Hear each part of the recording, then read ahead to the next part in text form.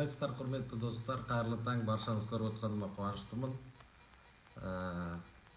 Барлығы керемет.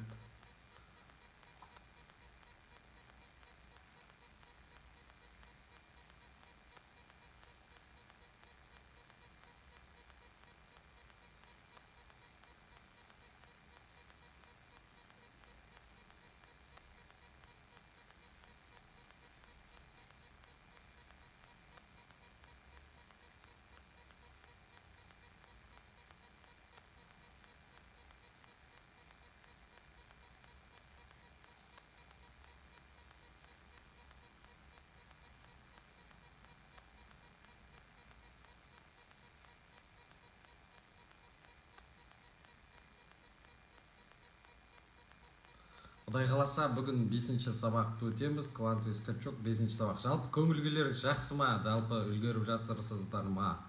3 күннен кейін бітіреміз бұйырса, жұма күні 8 сабақты. Сонымен салам алейкум, короче. Ары қарай. Енді байқаған болсаңыздар, мына квантовый скачок бірінші курстағы адамдарға қарағанда, квантовый скачок 2-де адамдар уже аз. Байқадыңыздар ма? Андай эмоция да аз, энергия да аз адамдарда. Әйтпесе, бірінші квантовый скачок 1-ге қарағанда, квантовый скачок 2-нің сабақтары көбірек та, жаңағыдай қызығырақ, көбірек, пайдалырақ. Бірақ бізде көрдіңіздер ғой, міне, барған сайын таңертең тұратын адамдардың саны азайып баратыр. Барған сайын адамдар уже өзі фильтрациядан өтіп, барған сайын не істей береді. Барған сайын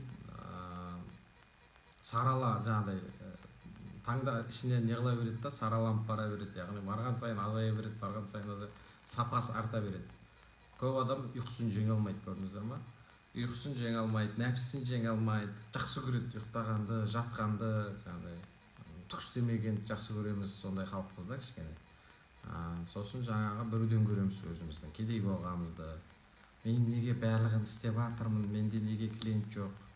Мен барлығын істеп жатырмын, мен неге ақша келмейді маған деп қояды да. Бірақ сұрақ қойсаң болды. Таңертең қаншада тұрасың десең, болды да, шаруасы бітеді. Түнде қаншада ұйықтап, қаншада тұрасың деген бірақ сұрақ шаруаны шешеді. Барлығын істеп жатырмын деп қояды бірақ. Сөйтеді бізде. Мен барлығын істеп жатырмын, неге менде клиент жоқ? Мен барлығын істеп жатырмын, менде неге ақша жоқ деп претензия айтады, көрдіңіздер ма? Ол түк істеп жатқан жоқ негізі. Өздеріңізге сұрақ қойып көріңіздерші. Неге мен кедеймін деген сұрақ қойып көріңіздер өздеріңізге. Себебі сіз жалқаусыз, себебі сіз еріншексіз, себебі сіз жаныңызды қинағыңыз келмейді, өзіңізді қатты аяйсыз.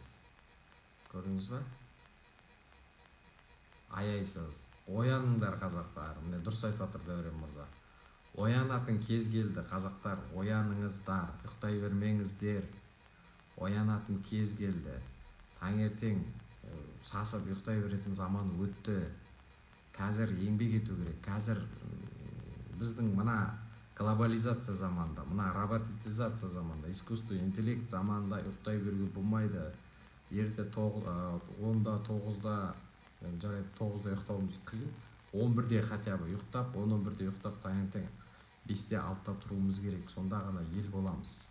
Сонда ғана дені дұрыс мемлекетке айналамыз. Сонда ғана мысалы сағат 6-13 қала деген тып-тыныш, бір көлік жоқ қой даже. Болмаса бүгін сейсенбі деген аптаның басы ғой әлі адамның басы. Көрдіңіздер ма? Біз сондай жалқау, еріншек, масыл болып қойдық, көрдіңіз ба? Тек біз бере беру керек, біз ішіп жеп жата беруіміз керек болды. Ішіп жеп жата беруіміз келіп тұрады да, көрдіңіз ба? Мен қанша күнден бері қатысып жатырмын ғой. Алдыңғы күні интернет болмай қалды, жарайды, жексенбі күні айттым, оны ескерттім. Кеше ғана бір рет ұйықтап қалдым, 10 күндік 7 күн сабақ алдын өттім, одан кейін кеше 11-ші күн ғана кішкене ұйықтап қалдым да бір рет, оны мойындадым мен. Сондықтан енді жарайды, мен түсінуге болады, мен жалғызбын, сіздер көпсіздер ол деген сияқты. Бірақ мына жерде көрдіңіздер ғой, бұл нені білдіреді? Бәрін істедім, менде неге клиент жоқ деп айтпаңыздар. Бәрін істеп жатырмын, неге менде ақша жоқ деп айтпаңыздар. Құдайдан ұялу керек кішкене, ше? Жаңағыдай жертваның рөліне кіріп алып, бүйтіп жылай береміз.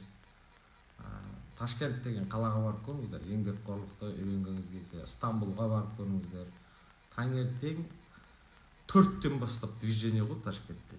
Себебі 9-да ұйықтап қалады олар. 9-да ұйықтап қалады, таңертең 4-те жұмысқа шығады. 4-те бар. Деген дауыс шығып жатады да адам. Не біліп шырлап жатыр екен деп қарасаң, көшенің үлкен ана спор жүреді. 4 жарымда ана машиналар су сеуіп, көшені тазалап жүреді. Біздегілер 11-де бамп адамдардың бәрін жанын алып, бампылдатып суды 11-12-де себеді ғой біздің Алматыда. Түсте, тал түсте себеді, пробкада тұрып себеді ана машина ше. Аналар 4-те шығады, 5-ке дейін, 5:30-ға дейін бітіріп тастайды. Движение 5-тен басталады. Халық 5-те тұрады. 5-тен басталады. Көшеде 5-тен басталады движение. Сол үшін олар ерте жатып қалады. Ерте тұрсаң, ерте ұйықтайсың негізі. Бізде айтады, мен неге ерте жата алмаймын, ұйқым келмейді дейді. Ол не үшін екенін білесіздер ма? Себебі энергияны сіздер жұмсамайсыздар. Күнде таңертең ерте тұрып, кешке дейін берілген энергияңызды дұрыс жұмсайтын болсаңыз, орнымен жұмсайтын болсаңыз, ана Құдайдың берген энергиясын дұрыс мақсатта, дұрыс ниетте жұмсайтын болсаңыз, сіз 9-да құлауыңыз керек негізі ұйқыға. Біз не істейміз, ол энергия көп, оны дұрыс шығаруды білмейміз, экономдаймыз, ол энергияны айаймыз. Ол саған энергия деген ақша емес қой, экономдайтын. Бүгін мысалы берген энергия бүгін жұмсап тастауың керек та. Бүгінгі энергияны сақтап, ертең жұмсай алмайсың. Күндегі энергияны күнде жұмсап отыру керек, уақытылы жұмсап отыру керек. Мысалы, бүгінгі берген энергия таңертең береді, саған Құдай несібеңді береді, энергияны береді, соны бүгін жұмсап тастауың керек жаңа энергияны. Ертең басқа энергия береді, бүгін басқа энергия береді. Бүгін 100% таңертең батарейканы толтырып береді, осыны кешке дейін жұмса дейді саған. Ұйықтағанда сенде энергияны құрып ұйықтауың керек та, сонда сен күнің берекелі болып саналады. Сөйтеді, не істейді ол? Энергиясын экономдап, анаған бірдеңені тегін айтқысы келмейді, мынаған бірдеңені көмектескісі келмейді. Бәрімен санасып, қолын қимылдатқаны ақша ғой, қолын бірдеңе қимылдатады, ақша, ақша деп. Аузын жыбырлатқан ақша, қолын қимылдатқан ақша. Тегін ештеңе істемейді ол. Тегін ештеңе істемейді. Сондықтан оның ешқашан жолы. Өткенде тренингте мынадай сұрақ қойдым. Барлығыңыз бай болғыңыз келеді ғой дедім. Я деді барлығы. Барлығыңыз қарыздан шыққыңыз келеді ғой. Я деді. Халық үшін, ел үшін, жұрт үшін бірден не істеп жатсыңдар? Ақша алмай, тегін не істеп жатсыңдар? Сен бір адам қол көтерген жоқ. Бір адам ба, 2 адам қол көтерді, 60 адам ішінен, 62 адам ішінен. Яғни ешкім бекерден ештеңе істегісі келмейді. Көрдіңіз бе? Барлығын сатып береміз біз. Не істесек те біз ақыл істейміз барлық нәрсені. Сосын саған артығымен клиент келмейді, сосын саған артығымен ешқандай ақша келмейді. Себебі сен барлық нәрсені есептеп, санап қалған бәлесін да санасып қалған бәлесін. Құдаймен санасып қалған бәлесін, сосын санасып қалған адамға санасып қалған ақша келеді болды. Саған тек өзіңнің тамағыңа, киіміңе, квартираңа, жүріс-тұрысыңа жететін ақша келеді, одан артық ақша келмейді, потому что одан артық ешқандай халыққа пайдалы нәрсе істеп жатқан жоқсың. Ел үшін, жұрт үшін ақшасыз не істеп, көп нәрсе істеген кезде сенің жолың болады, сенің ақшаң көп болады.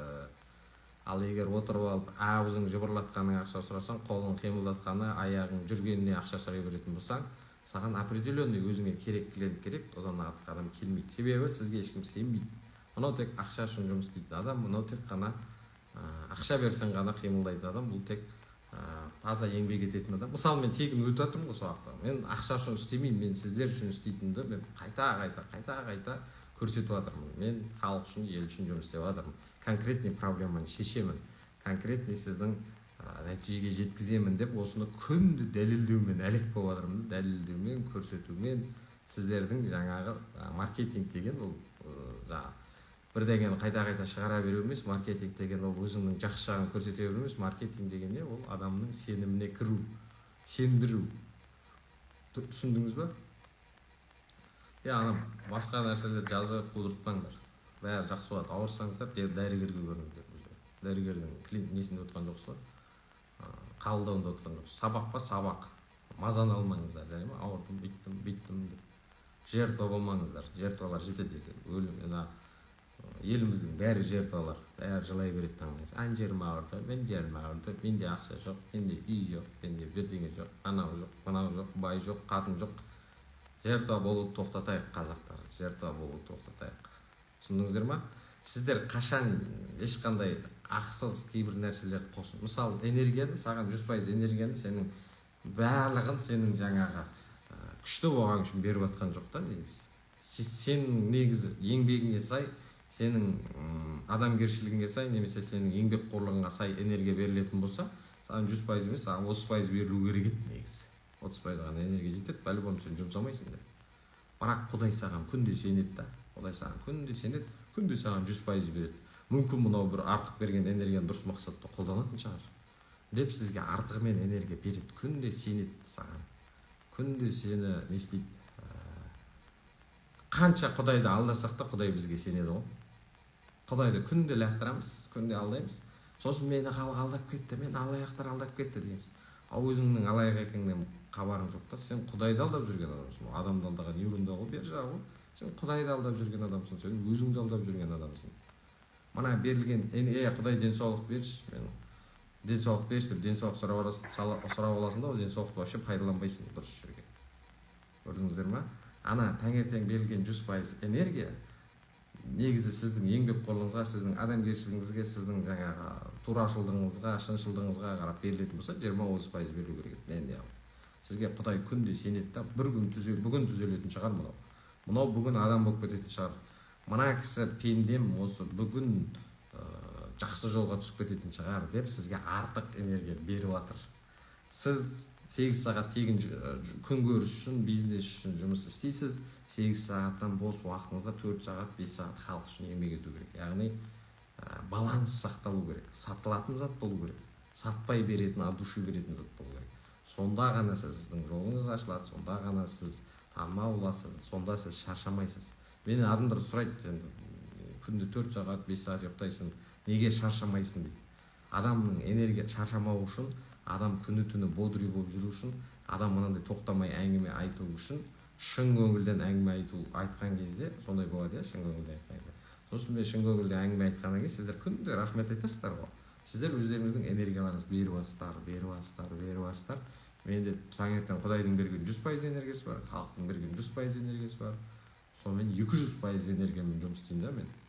Обычный адамға қарағанда 2 есе 3 есе көп жұмыс істейтін себебім, обычный адамға қарағанда көп шаршамайтыным, обычный адамға қарағанда көбірек жаңағыдай массамен жұмыс істей алатын себебім, мен күніне мысалы 4 сағат ақылы жұмыс істесем, мен бір 8 сағат тегін жұмыс істеймін деп қой, примерно. Көрдіңіздер ма? Ақша алғанымнан алмағаным көбірек. Көрдіңіз ба? Мен бір байға қызмет етсем, 10 жағдай жоқ адамға тегін қызмет етіп жүрмін. Сондықтан менде ақша көп, сондықтан менде энергия көп, сондықтан мен красавчик бола беремін күннен күнге. Дауысым жарқын-жарқын шығады, не сөйлеп жатқанымды білемін, айтып жатқан әңгімелерім өтеді. Сондықтан мен жаңағы клиентім көбейе береді, сондықтан мен бүкіл Қазақстаннан адамдар іздеп келеді, себебі мен шын көңілден барлығыңызға көрсетіп жатырмын өзімнің ниетімді. Сіз енді тура осылай өзіңіздің ниетіңізді халыққа көрсетіп, энергияны біреуден ақша алмас бұрын сіз оған энергия беруіңіз керек, түсіндіңіз ба? Сіз біреуден ақша алғыңыз келеді, алдымен энергия бересіз оған. Сол энергияны ол сезінеді, сол энергияны сезініп, ода ақшасы көбейеді, немесе ана басқа да әртүрлі нәрсеге жұмсаймын деп қойған ақшасын. Сіздің энергияны сезінген кезде адам, немесе сізден энергия алған кезде, ол өзінің қарыздар сезінеді, сосын сізге ақшасын әкеліп береді. Бірінші ақшаны көр, потом қатып қалып жатқан жоқ па, нормально ма? Айтылып жатқан әңгімелер естіліп жатыр ма? Әңгіме естіліп жатыр ма, құрметті ағайындар? Тақия, тақия, тақияңды кимесең, мафия, дей ма? Түсіндіңіздер ғой да? Не үшін сіздерде ақша жоқ, не үшін сіздерде қарыз көп? Өйткені сіздер тек қана ақылы ғана жұмыс істейсіздер, бесплатно түк істемейсіздер. Яғни 8 сағат өкіметтің жұмыс істейсің, 8 сағат бизнесіңмен айналысасың, 8 сағат бір жерге барып, компания барып отырып келесің, басқа уақытта түк істемейсің. Бірақ Құдай сізге көп энергия беріп қойды. Тек тегін 100% энергияның примерно 30%-ын ғана сатып, қалған 70%-ын халықтың игілігіне жараттып береді да сізге. Жараттып береді. Сіз не істейсіз? 70%-ын сатасыз да 30%-ын түк істемеумен отырасыз. Менде неге бәрі дұрыс емес? Мен неге бәрі істеп жатыр? Менде неге ақша жоқ? Жұрттар неге миллиондап қырып жатыр? Менде неге ақша жоқ? Деп жылаумен өткізесіз, көрдіңіз ба? Тегін халыққа не беруге болады дейді. Не істеп жүрсіз қазір ақылы түрде? Қалай күн көріп жүрсіз? Соны тегін беріңіз алдымен. Сонда сізде клиент көп болады. Массажистсің ба? Таңнан кешке дейін массаж жасап күн көресің ба? Күнде бір 20-30 мың табасың ба массажбен? Массажды тағы 20-30 мың теңгелік адамға тегін жұмыс істе. Ауру, жағдайы жоқ, мұқтаж адамдарға тегін жаса. Жаныңды аяма, аяқ қолыңды аяма. 3 адамға ақылы массаж жасаған қол тағы 3 адамға тегін жасауға шамасы жетеді. Санасып қалған ақша үшін әрбір қолыңды қимылдатқанда, аузыңды ашқанда ақша ала беретін болсаң, ешқашан сенде клиент көбеймейді. Сонда адамдардың ризашылығы, адамдардың благодарності сізге сіздің бағаңыз 2 есе 3 есе көбейтеді. Түсіндіңіз ба? Мысалы, нарықтағы менің деңгейімдегі, енді Құдайға шүкір, өзімді менің деңгейіме ешкім жете қойған жоқ деп ойлаймын. Енді бұл тәкаппарлық емес, немесе бір өзімшелік емес, по факту айтайын. Бізде басқа уровень. Басқада жағынан мен өзіммен білмеймін, деңгейлес деп айтуға келмейді. Жарайды, өзіммен қатарлас, кейбір коучтерге қарағанда, басқада бір ұстаздарға қарағанда мен көбірек аламын. Өйткені көбірек аламын, себебі мен бәрібір тегін кеткен уақытымды, энергиямды барлығын бағам қымбат бағамен не істеймін. Мысалы, сіз қазір 10 мың теңгеге массаж жасайсыз, бір адамға. 1,5 сағат 10 мың теңге массаж жасайсыз. Күнде сіздің шамаңыз әрі кетсе 4 адамға массажға жетеді. Яғни 6 сағат уақытыңыз кетеді.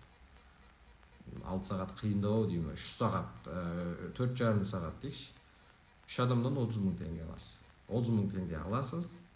Аптасына 6 күн жұмыс істейсіз. 180 мың, 180 мың, 360, 700 мыңдай табасыз примерно. Массажистсіз да, массажистен табысы сол 500 бен 600-700-дің арасы ғой шамамен. Одан артық таба алмайды.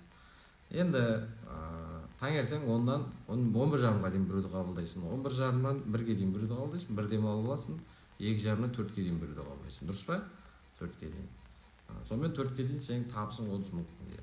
Сен енді 4-тен кешкі 12-ге дейін 8 сағат уақытың бар ғой, ұйықтамайсың ғой, бәрі жатасың, сол көзің бақырайып.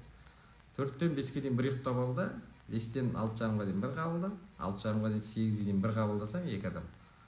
Сол адам берген адамдардың энергиясы сіздің духыңызды көтереді, сізге клиентті көбейтеді. Адам сізді жарнамаламай қойсын, адам сізге клиент әкеп бермей қойсын, адам сізге түкте пайдасын алғыс айтпай қойсын, сол 2 адамша, бірақ Құдай көріп тұр ғой. Құдай көріп тұр да, мына кісі өзінің жұмысын жақсы көреді екен, мына кісі адалынан жұмыс істейді екен, ақшасы бар адамдардан ақша алды, ақшасы жоқ адамдарға өздігінен көмектесіп жатыр екен, молодец, бұған клиентті аямай жіберейік дейді де, клиент сізге көбейеді. Сізде уже алдын ала запись. Сіз тұрмайсыз, бүгін 3 адам таптым, ертең 3 адам қайдан келеді екен, жарайды ертеңде 3 адам бар, арғы күні 3 адам қайдан келеді екен деп тревожный состояниеде өмір сүрмейсіз, қорқып өмір сүрмейсіз. Сізге адамдар 1 ай бұрын жазылып қоятын болады. Сосын 1 ай бұрын запись болғандықтан сізде не болады? Сіздің бағаңыз көтеріледі. Көрдіңіз ба? Сіз енді 30 мың теңге тауып жүреміз күніне, сіз уже 20 мың алатын боласыз. Сонда сіз күніне 60 мың теңгеге шығасыз автоматты түрде.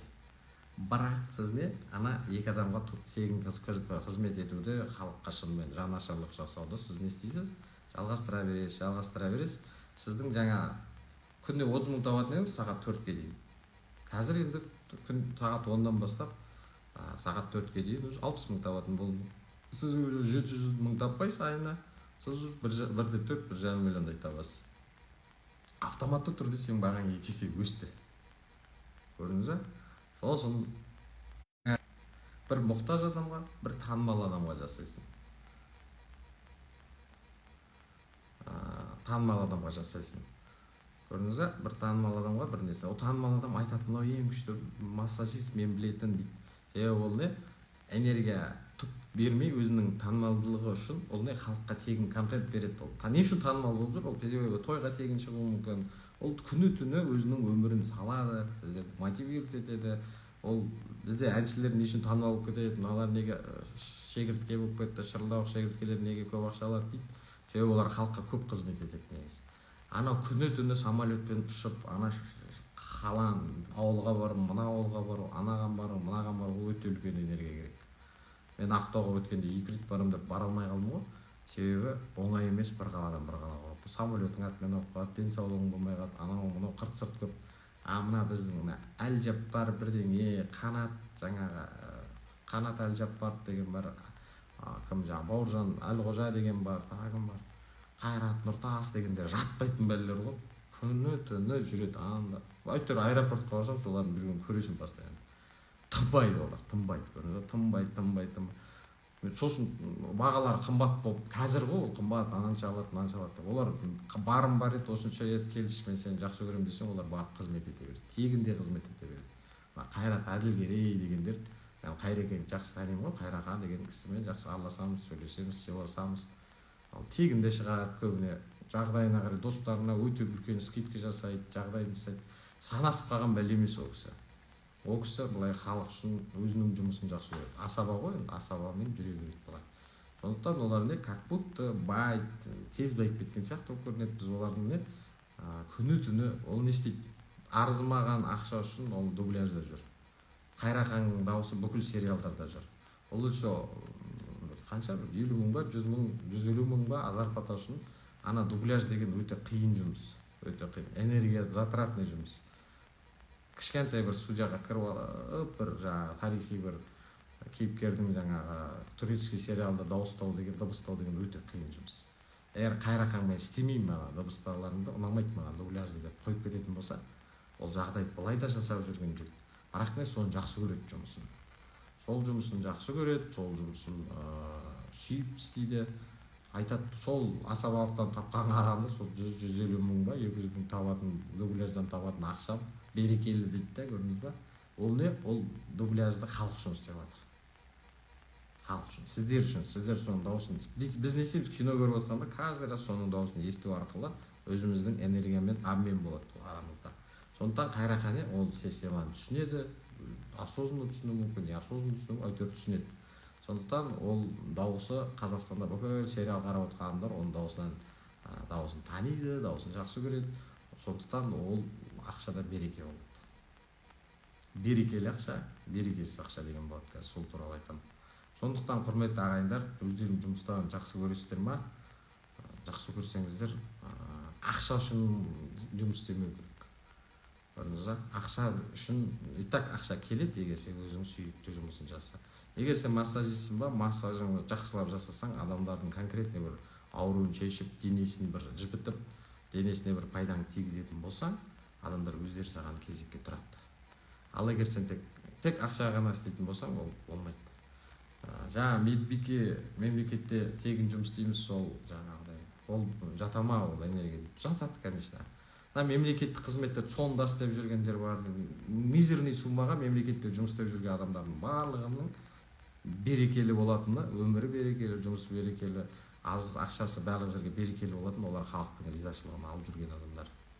Кейбір жұмыстар бар, вообще тиын тебен төленеді, бірақ соны мұғалімдер, мысалы дәрігерлер, медбикелер, тағымдар бар, полицейскийлер, неблагодарный жұмыстар. Ешкім рахмет айтпайды оларға. Қанша бейшаралар жүгіріп жүреді күні түні.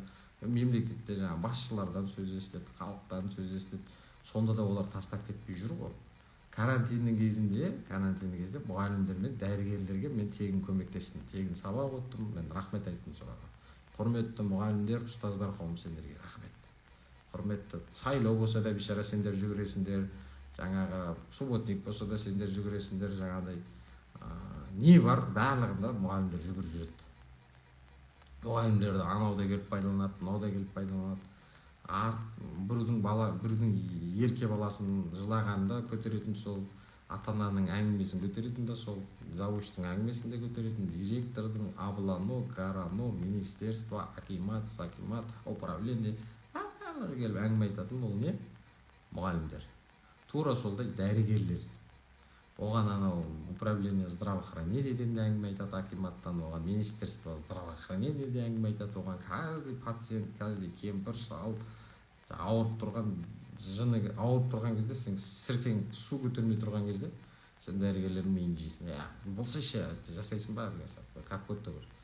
тегін медицина бізде Қазақстанда. Конституция бойынша тегін медицина беріледі, тегін білім сапасы беріледі. Құдайға шүкір дейді. Кейбір елдерде тегін медицина мен тегін білім жоқ.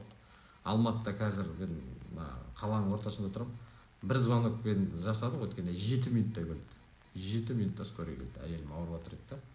Сондықтан дәрігерлерді каждый пациенттен бастап здравоохранениең бар, министерство, управление здравоохранениең бар, управление жаңағы главврачың бар, сырт бастығың бар, не бастығың бар, барлығы келіп әңгіме айтады. Солардың барлығын сондай неблагодарный жұмыста жүріп, сендердің сасық ауру нелерін шыдап, мизерный сумма жүрген дәрігерлерге біз иіліп тұрып рахметімізді айтуымыз керек. Дәрігерлер, мұғалімдер, полицейский мысалы. Өткенде қаңтар оқиғасында бүкіл жаңағы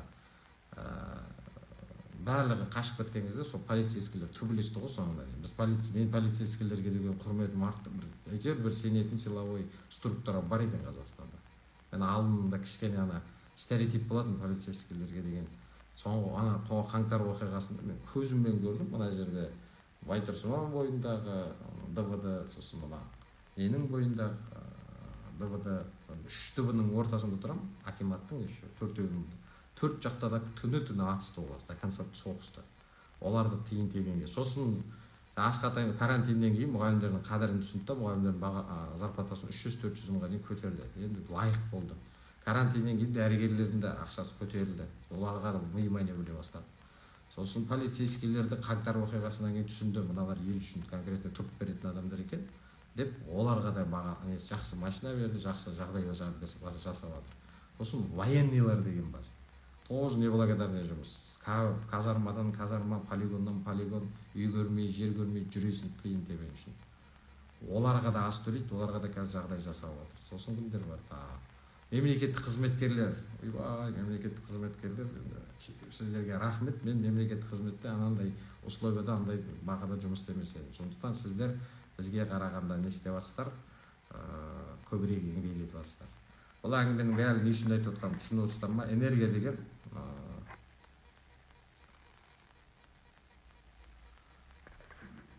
деген не үшін екенін түсініп отырсыздар ғой. Біз кейбір бағаламайтын, мен 2013 жыл балабақшада 20 мың айлықпен жұмыс жасағанда бәріне жерін тіпті артылып қалатын, алғаш сайлауымды алып әкемнің басына барып Құран оқып ағайындарға ас бере алдым. Шынымен берекелі. Тапқан ақшаның берекесі болу керек та. Тапқан ақшаның берекесі болу керек. Енді энергия деген нәрсе не? Мен бұл нәрсенің бәрін айтып отырған себебім, біз алғысшыл болуымыз керек, алғыс айта алуымыз керек. Алғысшыл деген сөз жоқ, мен шығарып жібердім қазақшалап. Благодарный дейді, благодарный болуымыз керек. Бәріне не благодарный бол, бәріне ұрсып төбелесіп, ананы жақтырмай, мынаны жақтырмай берді. Сіркең су көтермей жаңағыдай бір қылтай тағасы төбелесіп жүретін болса, сондай қатындар, сондай еркектер де болады кішкене, ұрсып төбелесіп жүретін. Ондай адамдар ешқашан жолы болмайды. Ондай адамдарға ешқашан энергия келмейді. Энергияны ол сондай негативке шашып жүреді. Благодарный болайық. Біреу саған титтей жақсылық жасады ма, благодарный бол. Автобуста айдайтын водительдерге благодарный бол. Полицейскийлерге, балабақшада жүрген кімдерге, воспитатель дейді ғой, тәрбиешілерге, мұғалімдерге, медбикелерге, мемлекеттік қызметте істейтін адамдарға, сонда жұмыс істейтін, банкте жұмыс істейтін тағандай структура бар. Квази государственный сектор бар, государственный сектор бар. Барлығы көрдіңіз ғой, барлығы не болады? Барлығына алғыс айтуымыз керек. Ұстаздарға, барлығын айтып отырмын ғой сол. Архив деген бар, музей деген бар, театр деген бар, тағы не бар. Көп осындай мекемелер. Солардың барлығында жүрген адамдарға алғыс айта білген кезде мемлекет гүлденеді. Оларда жаңа күшті энергиямен бар. Бізді халық жақсы көреді. Біз бастықтардан ешқашан алғыс естімесек те, халықтан алғыс естіп отырмыз ғой, Құдайға шүкір деп, ондай жұмысқа қуанып барады. Халық та оған әңгіме айтса, билікте әңгіме айтса, бастықта әңгіме айтса, ондай өмірден түңіледі.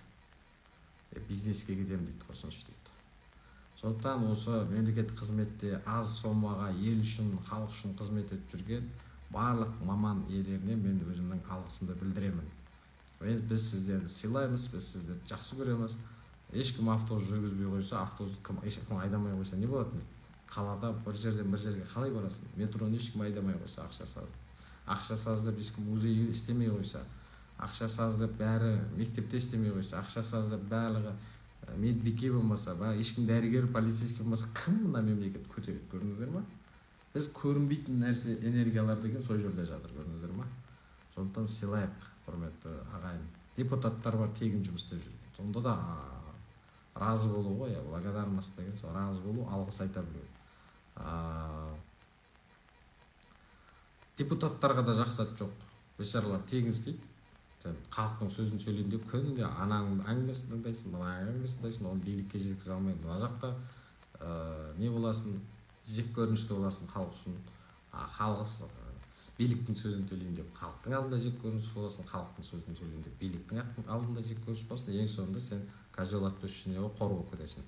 Ол бейшараларға да рахмет жоқ. Депутат деген жұмыс оңай емес. Маған депутат боласың ба десем, отказ беремін. Мына маслихат, мәжіліс дегенге не керегі бар деймін. Маған мысалы керегі, маған қызық емес. Оңай емес себебі, оңай емес. Жауапкершілік деген, құрметті ағайындар, оңай емес. Сондықтан бір-бірімізге алғыс айтайық. Сіздер таңертең тұрып, ұйқыңызды қиып, ана көзіңіздің жаңа іріңімен отырсыздар ғой, примерно. Деп отырсыздар. Рахмет сіздерге. Жатырсыздар бұл айкыде, әлі іш киімде жатқандар бар. Көрпенің астында шала ұйықтап жатқандар бар. Әйтеуір тырысып, энергияларыңыз жетпей жатыр, шамаңыз жетпей жатыр, мотивацияңыз жетпей жатыр. Бірақ сонда да іріп-шіріп әйтеуір қарап жатқандарыңа рахмет. Бодри бол деген. Дейді жуынып, шағананып, бүйтіп сабақ оқып отқан адам жоқ қазір. Не айтып кетті мынау деп бір тыңдап, бір тыңдамай бір деп тұрып тыңдайды мені бәрі. Мен білем оларды, сезем да мысалы. Тамақ ішіп отырып, жақсы айтады, тыңдайсың, қатып ашып тыңдайсың. Молодец жігіт. Ана күйеулері өйтіп. Деп отырып тыңдайды. Не айтып отырмын? Жақтырмай жігіт. Еркекті мойындау қиын ғой жалпы. Дейді, әйелі дейді. Деген сайын. Әйеліне бір қарап қалады, маған бір қарап қалады. Деп жындан отырған бір ағаларымыз болады. Жындан отырып. Қас қосылаймын. Әйелін қызғанып қояды. Сен экрандағы адамнан қызғанып жүрсің, көшеге қалай шығарасың ертең? Мен ұйықтамадым әлі дейді. Ұйықтау керек, ұйықтамау керек болмайды. Қабыл болмайды, мына сабақ қабыл болмайды, ұйықтамай көрсеңіздер. Патуа шығарып жүргендесің ғой. Мен далада жүрмін дейді. Бір-екі адам далада жүрген шығар жарайды. Қайырлы таң баршаңызға. Бүгіннен бастап біраздан бері оқымай жүрген намазды бастадым. Сізге алғысым шексіз. Біраз инсайт алдым. Дұрыс қабыл болсын, аман болыңыз. Сиыр сауып келіп отырмын дейді. Өте дұрыс. Ауылда адамдарға рахмет айтыңыздар. Ауылдағылар сиыр саумаса, ауылдағылар мал бақпаса, ауылдағылар егін екпесе, біз деген тамақсыз қалады қалада. Сондықтан ауылдағы ағайынға рахмет ағай. Қайда сиыр сауып сізді тыңдап жүрміз, жолдасыммен дейді. Жолдасыңызға молодец. Мен серуенде жүрмін дейді. Мен көйлек тігіп отырмын дейді. Жоқ, жуынып келіп отырмын дейді. Дәреттеріңізді алып келіп, дұрыстап қараңыздар, көздеріңізді, беттеріңізді жуып дегендей. Жатып алып, сасып қарамаңыздар, ұят болады. Жоқ, мен әскери ұлдарыма жұмысына алып кететін асын әзірлеп, әрі сізді тыңдап мотивация алып жүрмін дейді. Кеше өте ерте ұйықтап, ұйқым келмеді дейді. Алғысшыл болу деген идеологияны түсіндіңіздер ғой да, идеяны, философияны. Енді келесіне. Бақытты және бақытсыз ақша. Негізі қазақша берекелі, берекесіз ақша дейді. Мен тікелей аударып жүріппін, кешірім сұраймын. Кеше ұйқылы ояу жасағам ғой. Не айтсам екен деп ше. Деп отырмын, көзім былшық-былшық болып дейді. Біліп мойындап отырмын дейді. Молодец, Рабиға ханымға рахмет. Тұрып жуынып қарап отырмын дейді. Монша жағып қойдым дейді. Қызымды сабаққа қоятып, шай ішіп отырмын. Жуынып алдық, сізге алғыс дейді. Сабаққа балаларды даярлап. Ана таң шолпан, маң шолпан, таңертең Қазақстанның программаларын көргенше мені қараңыздар, сонда пайда көбірек болады. Бақытты, бақытсыз ақша деген тікелей калик аудармасы, осындай нашар аударма жасағаным үшін бәріңізден кешірім сұраймын. Берекелі, берекесіз ақша деп айтайықшы. Орыстар счастливый, несчастливый деньги дейді. Бақытты, бақытсыз ақша деген болады. Сізге келген ақшаның берекелі ақша болып тұрса, 50 мың теңге келеді, барлығына жетеді да сол ақша.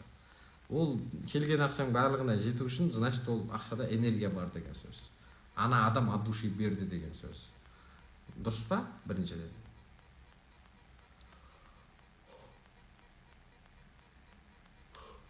Біріншіден. Екіншіден, мысалы официантқа ақша төлейсің. Бір кафеге бардың, 5000 теңгеге тамақ іштің. 5000 теңгенің ақшасын беріп жатқан кезде, счет төлеп жатқан кезде сен сол тамақ жеуге қанша адам түрткі болды? Давайте санап шығайық. Официант, соңғысы даяшы әкеліп береді тамақ. Даяшыға рахмет. Ол тамақты аспаз дайындайды. Аспазға рахмет айту керек, іштейді. Аспазға рахмет осы тамақты. Тамақты жеткізіп берген официантқа, даяшыға рахмет. Осы кафе ресторанды ашып бір бизнес қылып отқан, пайда көрмесе де әйтеуір халыққа қызмет етейінші, бір халық дұрыс сапалы тамақ жесін деп талпынып жүрген бизнесменге рахмет. Ана тамақтың ішіндегі бүкіл заттарын, дәнді дақылдарын әкеп берген логистикамен айналысатын доставщик жігіттерге рахмет, жүргізушіге рахмет, грузчикке рахмет. Сосын оны заттарды базарға келіп сатқан саудагерге рахмет. Ол саудагерге жеткізіп берген диқандарға рахмет. Диқандар болады ғой. Егіншілер, агрономдар бар ғой, ауылда күні таңертең ерте тұрып, егін егіп, суғарып, соны не қылатын. Барлығына осында көрдіңіз ғой. Сіздің бір тамақтың артында үлкен не тұр? Қаншама адам тұр. Қаншама адам тұр. Тағы не істейміз? Біз киім аламыз, киім алған кезде киімді сатып жатқан саудагерге рахмет. Базарда ашып қойған базардың хозяиндарына рахмет. Интернет магазинді ашып қойған болса, сол интернет магазинді ашқан SMM-шікке рахмет. Соның мысалы киімнің жақсы сапалы киімнің рекламасын көріп қойдым. Оны рекламаны жасаған таргетологқа, дизайнерге, креативщикке рахмет. Маркетологқа рахмет. Осы киімді тіккен адамға рахмет. Шығарып отқан фабриканың хозяинына рахмет. Ол киімнің ішіндегі мақтасын өсіріп өңдеп отқан мақтасын өндірушілерге рахмет. Ол мақтаны егіп атқан мақтаралмен Жетісайдың адамдарына рахмет деген сияқты. Немесе Өзбекстанда, Ташкенттегі өзбек ағайындарға рахмет деген сияқты. Барлық бір сіздің ішкен, жеген, киген нәрсеңіздің артында 10, 20, 100 деген адамның еңбегі жатыр. Соның барлығына біз риза болып, сіз 5000 теңге тек қана даяшыға төлеп отқан жоқсыз, 5000 теңге сіз кафеге ғана төлеп отқан жоқсыз. Сол 5000 теңге систематично барлығына бөлінеді. Көрдіңіз ба? Ой, мына тамақ 5000-ға тұрмайды, не үшін 2000 теңгені тамақ 5000-ге сатып жатыр деген десең, ана үстіндегі 3000 теңгені осы 10 адам, 100 адам бөліп алады. Сондықтан сіз соның бәріне риза болып сонша ақша берген кезде, ол сізне бақытты ақша, яғни берекелі ақша таратасыз. Сіз күнде қанша берекелі ақша жұмсайсыз, сізге одан 10 есе, 5 есе керек болса, 2 есе, 3 есе көп берекелі ақша оралады. Ал сіз көңіл күйіңізге ұйқышпа, ұнамады деп мұрныңды шүйіріп тұрып беретін болсаң, не благодарный бол. Мә деп ше. Шүйіріп тұрып, мұрныңды шүйіріп тұрып, жақтырмай беретін болсаң ана ақшаны, сен уже не бақытсыз, берекесіз ақша жібердің. Ол ана басқа барған адамға да жұқпайды. Ол да оны бір жерге недовольный болып жұмсайды. Анау анаға недовольный болып жетеді, сонымен ана ақшаның берекесі кетеді. Ана ақшада энергия болмайды. Көрдіңіз ба? Сондықтан берекелі ақша таратуымыз керек. Сіз аз ақшамен жақсы өмір сүруіңіз керек. Немесе ақша барлығына жеткен қалайсыздар ма? Келген ақшаның барлығына жетіп тұрған қаласаңыздар, онда берекелі ақша таратыңыздар, бақытты ақша таратыңыздар. Сонда сіздің өміріңіз түзеледі, сізге көп ақша келетін болады. Бұл бақыттың, байлықтың күшті құпиясы. Бұны адамдар миллион теңгеге айтатын құпия. Егер маған рахмет айтатын болсаңыздар, маған рахмет, мені дүниеге әкелген әке-шешеме рахмет, мені оқытқан мұғалімдерге рахмет. Қанша ұстаздар оқытты мен өмірде. Мен ақшам бар кезде де, жоқ кезде де мен оқытқан адамдар. Мені өте көп мұғалімдер тегін оқытты. Нұрлан, сен талантың бар, сен елге пайда тигізетін адамсың, сен ақкөңіл жігітсің, сен арам емессің, сен халық үшін туылған азаматсың деп мен көп адамдар тегін оқытқан өмірде. Мен бүйтіп қарап отырсам, білімге салған ақшамдан салмаған ақшам көп екен. Сонда бұл кісілер не үшін маған тегін оқыты десе, мен халыққа қызмет еткім келеді. Сен сияқты азаматтарды оқыту керек, сен сияқты адамдарды көтеру керек деп маған көп мұғалімдер, ұстаздар сеніп тегін білім берген. Мен сол тегін білімді алып жалмаңдап осының бәрін сататын болсам, мен кішкене көргенсіз, тәрбиесіз, тексіз бірдеңе болып шығамын да, бәрін сата беретін жалмаңдаған. Бүгін ғана ақша жасап қалу керек. Жаңа не дейді? Мүмкіндік болып тұрғанда қолын ұшынан бас дегендей, жаңағыдай. Ондай арам ой болатын болса, қазір ақша жасап қалу керек. Мен қазір звездный часым ба, қазір жасап қалу керек деген ой болатын болса, мен 1 жылдан кейін, 2 жылдан кейін өшетін едім. Мен 10 жылдан бері келе жатырмын, өйткені не? Мен баланс сақтаймын. 80-90% тегін білім берем, 10%, 20% ары кетсе сатам. Жағдай жасағым келеді, жақсы өмір сүргім келеді. сол балансты сақтағанның арқасында энергия көп, сол баланс сақтағанның арқасында денсаулық күшті, сол баланс сақтағанның арқасында энергия менде толып тұр. Мен жылдан жылға жасарып жатырмын, жылдан жылға красавчик болып жатырмын. Адамдар жылдан жылға қартаяды, жылдан жылға өмір сүре алмай жүреді ғой, өлейін деп. Менікі наоборот болып жатыр. Жылдан жылға жасарып жатырмын. Адамдар былай қартайып жатса, мен былай дамып жатырмын артқа. Сол көрдіңіздер ма? Бұл нені білдіреді? Бұл адамның благодарный екенін білдіреді. Мен не благодарный адам емеспін. Мен бір адам маған бір рет тегін тамақ беріп, жағдайым жоқ кезде тегін тамақ беріп, немесе бір рет маған сыйлық жасаса бір адам, мен оны өмір бақи ұмытпаймын. Оны мынандай менің өмірімді өзгертіп жіберген адам сияқты мен ол адамды бағалаймын. Сосын жүрген жерімде айтып жүремін, жақсылығын, сосын үнемі сол жақсы адамдармен таныстырып жүремін. Ол любой уақыт звондағанда аламын, звондағанда ала алмай қалсам қайтып звондаймын. Қысқасы мен маған жақсылық жасаған адамды мен өте үлкен дәрежеде құрметтеймін. Енді білім берген, тегін білім берген, көп ақшаң болғанда берерсің Нұрлан деген ұстаздарымның барлығын мен аттарын алтын әріптермен жазып қоямын. Мен олардың бәрін білемін. Сол үшін оларға үнемі хабарласып тұрамын, олармен байланыста боламын, оларға рахмет айтып тұрамын, олар жүрген жерімде айтып жүремін. Сондықтан сіздерде де сондай берекелі ақша тарататын ой болса, бұның бәрі берекелі ақша, дұрыс энергия таратудың жолдары, құрметті ағайын. Сіздер осы сабаққа дейін жеттіңіздер, келдіңіздер. Демек, сіздер осындай әңгіме тыңдауға лайықсыздар. Келе алмай қалған, жете алмай қалған адамдар, значит, олар әлі бұл әңгімені тыңдауға кішкене дайын емес. Yani лайық емес деп кемсітпей қойын, дайын емес деп айтайықшы. Сіздер дайынсыздар, сіздер даже лайықсыздар. Сіздерге осы әңгіме керек болды. Мен неге саудам болмай жатыр? Менің неге ақша кетіп, қолға келген ақша жұмсалып кете береді деп сұрайсыздар ғой. Себебі ақшада береке жоқ. Неге сіздерге ақша көп келмейді? Себебі сіз барлық нәрсені сатқыңыз келіп тұрады. Сіз баланс сақтамайсыз. Кейбір нәрселер шын көңілден ақша үшін емес, өзіңнің кәсібін жақсы көрген үшін, халықты жақсы көрген үшін тегінде беру керек. Арзан беру керек, тегін беру керек, артығымен беру керек. 1 миллион теңге төлесе 10 миллионның білімін беру керек деген сияқты. Артығымен беру керек. Үнемі плюсте жүру керек. Көбірек бере беру керек. Алғаныңыздан бергеніңіз 3 есе 4 есе көп болған кезде сізде ақша да көп болады, сізде абырой да көп болады, сізде таныс тамыр бәрі күшті болады. Енді маған рахмет айтатын болсаңыздар, Нұрланның әке-шешесіне рахмет, осыны оқытқан ұстаздарына рахмет. Таңертең тұрып, жағдайын жасап, бәрін реттеп үйінде условиясын. Мен де қазір үйде әйелім қақпас болса, менің әйелім кішкене ненормальный болса, кішкене әйелім стерва болатын болса, қызғаншақ болатын болса, мен бүйтіп көсіліп әңгіме айтып отырмас едім. Көп еркектердің дамымайтын себебі қатындары слишком қызғаншақ, әлемде соның байынан басқа бай жоқ сияқты. Күйеулеріңіз сізден басқа ешкімге керек емес, біріншіден. Андай қарны қабақтай, бет табақтай күйеулеріңізді жүрген жерінде шектей бермеңіздер. Отырып жүрме, қайда бардың? Камерамен бұйып отырады жігіттер, камерамен сөйлесіп жатады әйеліне. Не деген сенімсіздік, Құдай-ау. Не деген ұят тірлік ана. Камерамен шығарып жүріп жатады. Мен мына Нұрлан, мына бірдеңе. Мен ондай жігіттермен араласпаймын. Ондай жігіттердің арасында авторитетін түсіреді. Анандай подкаблучник, сен қатыншылсың немесе қатын жандысың деген сөз емес. Мен ондай понятиедегі адам емеспін. Немесе ондай төмен адам емеспін. Әйеліне сөйлескен адам бәрін подкаблучник. Бірақ енді анау камерамен тексеру деген енді мен жігіттермен отырмын деп бүйтіп көрсетеді. Сіздер айтатын шығарсыздар әйелдер ғой. Өзі ол довериеден шықпаған, өзі қатындармен ұсталған, өзі қашан көрсең қатындармен қаңғырып жүреді. Сондықтан мен оны тексеремін. Сонда да олай еркекті олай таптауға болмайды. Сіздер еркектеріңізді мақтаған кезде, сіздер ол еркектерге жағдай жасаған кезде, күйеулеріңізді көтермелеп, сен менің ханымсың, сен менің білмеймін, патшамсың, сен менің бастығымсың деген сияқты мәртебесін көтерген кезде ол жұлдыз болады, ол көп ақша табады. Менің әйелім сіздер қаншама қатындар жазады, неше түрлі әйелдер жазады, неше түрлі проблемаларын айтады, сізді жақсы көреді. Әйеліне оны түсінеді, бағалайды.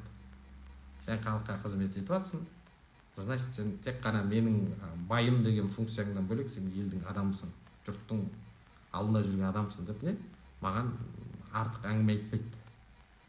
Көп әйелдер күйеуі осылай таңертең шығып отырса, қасында отырып не айтады екен деп жалмаңдап, сенбей, сынап, неге күліп отырсың? Ана қатынға не деп жауап бер? Ана қатын неге саған өйтіп комментарий жазады? Анау неге саған смайлик жазады? Анау неге лайк басады деп жалмаңдап, ана күйеуін вообще аузын жауып тұншықтырып өлтіреді ғой біздің әйелдер ше. Олай болмаңыздар. Сіздің беті жаңа айтып отырмын ғой, беті табақтай, қарны қабақтай күйеуіңіз сізден басқа ешкімге керек емес. Еркек адам еркін жүру керек. Еркек деген сөз еркін жүру керек. Жалтақтамай жүру керек.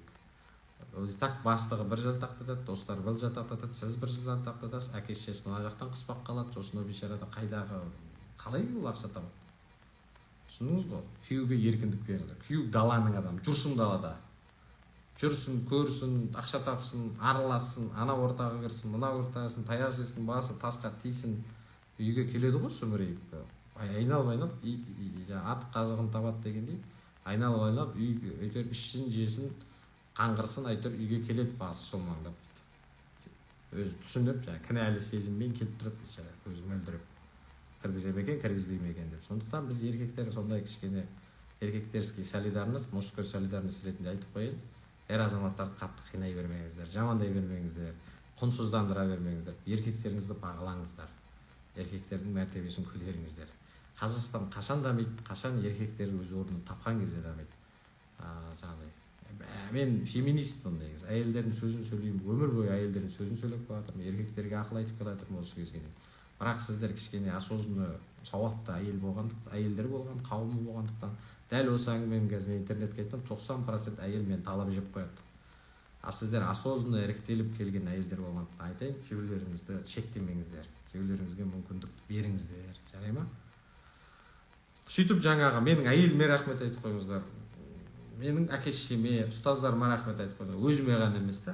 Мынаның дизайн жасаған Данияр деген жігітке рахмет айтып қойыңыздар. Мына интернетті беріп отқан Билайн компаниясына рахмет айтып қойыңыздар. Менде үйде де істемейтін Билайн деген интернет бар. Бірде істейді, бірде істемейді. Үйде де Билайн, Wi-Fi. Мына телефонда да мобильный интернет Билайн. Сол Билайннан шыға алмай қалдық. Бірақ қатты сапалы деп айта алмаймын, бірақ сонда да рахмет әйтеуір. Мына шығарған iPhone шығарған Стив Джобс, марқұм Стив Джобсқа рахмет. Инстаграмды жұмыс етіп қойған, Инстаграм бізге тегін, тікелей эфир тегін болса не істер? Қазір зумға шығатын болсаң, бұның бәрі платный болады. Тегін бізге осылай шексіз видео түсіруге, тікелей эфирге жасауға мүмкіндік беріп отқан Марк Цукербергке рахмет. Ата-анаңның жаңағы бала-шағаңның қызығын көр айналайын, Маркжан. Қытай әйеліңмен бір жастықта қартайыңдар.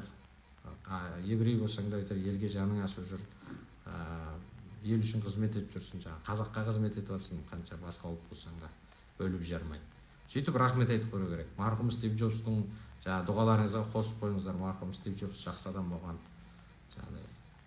садақа бергенде не қылғанда дегенде. Ата бабамыздың аттарын айтқанда Стив Джобстың аттарын қосып қойыңдар. Стив Джобс ағамызға рахмет деп. Болмаса, мына iPhone болмаса, күлетін зат емес, серьезно айтып отырмын. Тек қазаққа ғана бата оқи бермей, басқа ұлттағы пайдасы тиіп жатқандар. Көрдіңіз бе, бір эфирдің артында қаншама адам еңбек жатыр. Мен тек бұның барлық алғысты мен ғана алып алмауым керек та, оны. Бәріне дұрыс распределять етілу керек ол. Дұрыс түсіндіңіздер ме? Үлкен еңбек жатыр. Бәрімізге сондай бақытты ақша, берекелі, берекесі ақша деген сол. Сен бір нәрсеге төлеген кезде оның артында қанша мың адам, қанша мың еңбек жатқанын бағалаған кезде сен ана нәрсені құнсыздандырмайсың. Ал егер бағаламайсың, мынау онша тұрмайды ғой, мынау қымбат қой деген деп айтпас бұрын оның артында қанша мың адамның еңбегі жатқанын бір елестетіңіздер. Көз алдыңа елестетші, қанша процесстен өтеді ол нәрсе. Оңай емес. Мен мына сабаққа шықпас бұрын мен жаңағы түрімді реттеуім керек, бетімді реттеуім керек. Оңай емес, әбір жіппейді, деп шыға беруге болмайды. Алдын әбір жіп шыға береді. Қазір кішкене адам көбейгеннен кейін осознанный, мәдениетті адамдар, сауатты адамдар қарай бастағанда дұрыстап шығуға тырысасың. Дайындаламын, мен кітап оқимын, басқа жұмыстарды қойып, тегін сабақ болса да кәдімгідей дайындаламын мен. Әйтпесе битім табақтай болып, мынандай құр ешқандай презентация да жоқ, бұнда жоқ. Осылай отырып әңгіме айта беремін десем де, мен сіздерді қарата аламын. Оған шамам, харизмам, оған нем жетеді, интеллектім. Сондай спикерлер бар, осылай отырып, кім пәленшет бірдеңе деп айтып отыра береді. Біз не барлық сабақта байқасаңыздар презентациямен шығамыз. Барлық сабақта кәдімгі сіз бұл презентация деген мен күшті ойбай, мен күшті презентация жасап қоямын деп мақтану немесе ойбай осындай күшті презентация жасап жатырмын ойбай мен дейді қошеметтеңдер деген сөз емес. Бұл сіздерге деген махаббаттың, бұл сіздерге деген вниманиенің бізге внимание бөліп мынау дайындалады екен ғой. Құр таңертең тұрғаннан бөлек мен сіздерге не осылай түнде бір күн бұрын 2 күн бұрын осылай не айтсам екен, күндегісін күнде жасап отырамын, көрдіңіз ба? Күндегісін күнде жасап отырамын. Осылай барлық нәрсені үлкен еңбек жатыр. Тегін сабақ болып Фройде көрінген, бұның артында үлкен еңбек жатыр. Сондықтан еңбегін бағалаңыздар. Кез келген адам еңбегін бағалаңыздар. Мен де мына жерде комментарий жазып отқан, лайк қойып отқан, қызық нәрсе айтсам күліп қошеметтеп отқан, айтып менімен бір волнада, бір толқында отырған барлық адамға алғыс айтамын. Барлығыңызды жақсы көремін. Сіздер вообще ешкім қатыспай қойса, мен жын сияқты жалғыз өзім сөйлемеймін ғой. Менде ешкім алғыс айтпаса, ешкім бір результат көрмесе, ешкім сабаққа қатыспайтын болса, мен отырмас едім. Мына жерде қазір 300 адам жай шейін отыр. Кіріп шыққаны бар, анау мынау. Сізді осы өмірге әкеліп осындай тәрбие.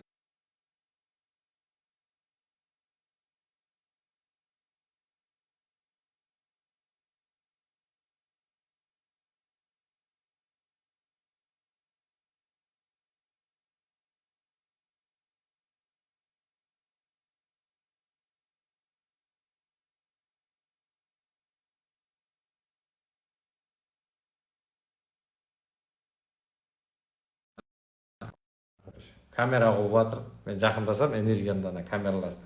Өткенде қызық болды, бір банкте ақпарат ескіріп кеткен ғой, нөмірлеріміз ауысып кеткен, короче. Барып ақпаратты жаңартып жатырмын, 5-6 жылдан бері жаңартып. Сөйтіп камераға тұрыңыз десе, ана камерасы бүйтіп мені түсіріп жатса істемейді ғой, короче. Бүйтеді, қарайды, ана жаққа қарайды, ана жаққа қарайды, короче. 15 минут отырдық, істеген жоқ, мен түрімді түсіре алған жоқ ана камера ақыр. Сосын тағы бір екі жерде сондай болды, жаңағыдай. Камера бірдеңелер түсіре алмайтын болып қалды. Білмеймін, не қасиетіміз бар екен. Қойып кетеді кішіге. Мен Нұрай, сізге рахмет дейді. Қай Нұрайсың деп қойды. Дауыс жоқ дейді. Дауыс жоқ па не? Дауыс бар, мен сөйлеп жатырмын. Мен қойып кетті ғой. Дауыс бар ма? Дауыс бар ма? Қасарысып жатыр, әңгіме жоқ. Белайнды бекер жамандады, көрдіңіз ба? Белайнға рахмет. Белайн компаниясы рахмет. Сол компанияның арқасында қаншама ақша таптық, сол компанияның арқасында қаншама жұмыс істедік, тегін сабақ өттік. Рахмет Белайндағы кім бар, Белайнға қатысы бар, барлығыңызға рахмет. Соны жұмысшылардан бастап топ менеджментке дейін барлығына рахмет айтамын, құрметті ағайын. Сондықтан қатып қалып жатыр. Енді қатып қалып жатқанына мен кінәм жоқ. Бір кіріп шықтым, итак. Бір рет кіріп шықтым. Сосын ана сақталған сабақтарда дауыс жоқ дей береді. Кеше бір әйел жағамды алды. Мынаң дауысын шығарсайшы, дауыс жоқ қой дейді. Енді мен ба интернет. Мен емес әдейі істеп жатқан, дауысын шығармай немесе сетті қудыртып жатқан мен емес. Мен тек қана сабағымды өтіп жатырмын. Енді кәдімгідей айына 10 мың, 15 мың төлейтін серьезный интернет қой, негізі домашний. Неге күш жетпейтін білмеймін. Может, әңгіме ауыр болып жатыр ма, білмеймін айтады. Көтере алмай жатыр ғой, әңгімемізді көтере алмай жатыр. Сондықтан дауыс жоқ болып кетіп жатқанына қатысы жоқ. Бір кісі жазады, түсінбедім, мен кішкене неше түрлі адамдар бар. Дауыс жоқ, мынаның дауысын шығарсаң айдап қояды маған. Күнде сабақ қарап жүрген кісі маған ұрсады да кәдімгідей. Енді мен ба дауысын өшіріп қойған десем. Сіздер емес, болмаса кім оны өшіріп қойыпты? Кім өшіреді оны сен өшірмесең? Не дейді? Қосасың ба, қоспайсың ба? Әлі әдейі өшіріп қойсын ба, бізді қарамасын деп дейді да жаңа әйел ше. Әйел ма, қыз ба білмеймін. Түріне қарасаң. Сондықтан сөйтіп мен айттым, менде істеп тұр, дауысын дауыс бар менде. Сенде шығар проблема, телефон десем, айтады, интернет проблема сенде шығар десем, мен таңертеңнен бері қарап отырмын. Не дейді? Қақсамай, мені қақсатпай, адамның жанын қанын ішпей деген сияқты біраз нәрсе айтып тастапты. Қоссай дауысын деп ұрсып маған. Алдымда блоктап тастадым. Құдай сақтасын. Маған претензия, какая претензия? Маған қалай әңгіме айтуға болады? Түсінбеймін мен. Мен түсінбедім. Мен өзім көрермен болсам, мен мына күнде 10 рет рахмет айтып отыратынмын. Таңертең 8-де бір рахмет, 9-да, 10-да, 11, 12-де. 5 рет айтып отырайын анда. Дауысымды осылай сөйлеп отырайын. Еңбегін бағалау деген түсіндіңіздер ғой, короче. тез аяқтай салайықшы. Жағдайын түсін. Кез келген адам жынданған кезде, кез келген адам ашуланған кезде, кез келген адам кішкене дұрыс емес амандаспай қалса, сөйлеспей қалса, мынау мені жақтырмай тұр ғой деп ойлама. Ол бейшараға бір жер ауырып тұрған болуы мүмкін. Ол бейшараны түсінуге тырыс. Бейшара дегенде деп сорлыны айтпаймын. Түсінікті ма?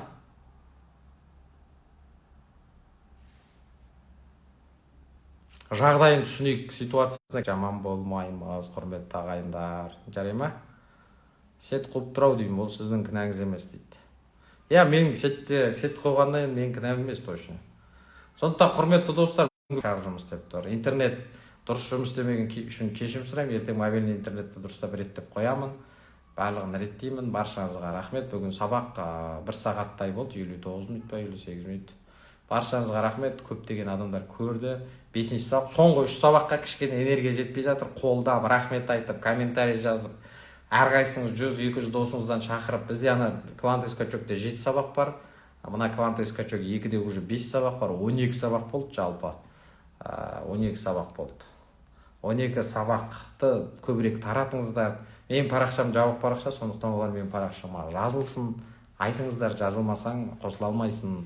Сосын аватарыңызда суретің болу керек деп. Аватарында сурет жоқ болса орнатып беріңіздер. Менің видеом бар аватарда сурет қою деген. Соны көрсетіңіздер. Маған көп адамдар, жаңа адамдар келіп рахмет айтса, көп масса рахмет алғыс айтқан сайын мен бере берем білімді. Бере берем. Менен қалай көп білім алсақ болады. Осы кісі шаршамай күш қайрат толған үлкен көп адам келген кезде, көп адам қарап отқан кезде мен үлкен жауапкершілік сезінемін. Үлкен жұмыстар жасағым келеді. Кәдімгі қозып кетемін да, бақытты боламын. Мен еліме керек екенмін ғой, халқыма керек екенмін ғой. Мен бекерден бекер таңертең 6-да тұрып шырылдап жүрген жоқ бар екен ғой. Таңда ерте тұратын адамдар бар екен, елімізде жағдайын ойлайтын адамдар бар екен. Біз ел болып кетеді екенбіз ғой деген сенім пайда болады, күш қайрат пайда болады. Мына адамдар өздерінің достарын шақырып жатыр, значит, бұл кісілер маған риза екен ғой деген менде бір сенімділік, уверенность, өзіме деген сенім, Құдайға деген сенім күшейеді да. Сіздерге деген сенім. Сөйтіп мен благодарный боламын да. Энергиям тас күшті сабақтар өтем. Сондықтан давайте комментарийді пост деген сияқты. Репост жасай алмайсыздар жабық парақшаға. Соның бәрін көбейтейік ағайындар. Сіздердің маған рахмет айтқаныңыз келсе, әрқайсыңыз 100 досыңыздан шақырыңыздар. 100 досыңыздан шақырсаңыз, әрқайсыңыз бізде 100 мың подписчикке жетеміз. Мен миллион адамға көмектескім келеді осы тегін квантовый скачокпен. Ал миллион адамға көмектесу үшін сіздер көбірек маған сіздердің көмек керек, сіздердің үлкен көмек керек. Сіздер сабақтарға көбірек комментарий жазу керек. Баршаңызға рахмет. Комментарийге, дайректке жаза беріңіздер. Bir нәрсеге жауап бермедім бе, тағы жазыңыздар. Жаза беріңіз, мен көрмей қалуым мүмкін. Барлығыңызға тегін консультация беремін, барлығыңызға көмектесемін. Қандай проблема бар, ұялмай, қорықпай жаза беріңіздер. Кімде қандай арман мақсат бар, барлығын жаза беріңіздер. Барлығыңызға көмектесемін. Мен сіздерді жақсы көремін. Мен интернет сәл бит қуып тұрған үшін кешірім сұраймын. Сондықтан энергиямды тасып Нұрлан жанайық, көп мажымай квантовый скачокқа бірге шығайық. Комментарийді, лайкты, просмотрды аямай көбейтейік. Достарымызды көбірек парақшаға шақырайық. Аман, сау болыңыздар. Энергиямыз тасып Нұрлан жанайық, көп мажымай квантовый скачокқа шығайық.